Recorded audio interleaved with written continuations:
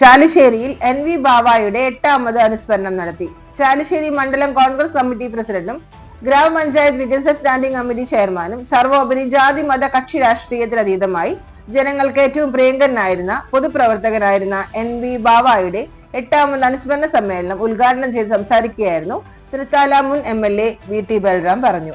NV ബാവ charitable ട്രസ്റ്റിന്റെ ആഭിമുഖ്യത്തിൽ നടന്ന അനുസ്മരണ സമ്മേളനത്തിൽ ട്രസ്റ്റ് ചെയർമാൻ ഹംസ മാസ്റ്റർ അധ്യക്ഷത വഹിച്ചു.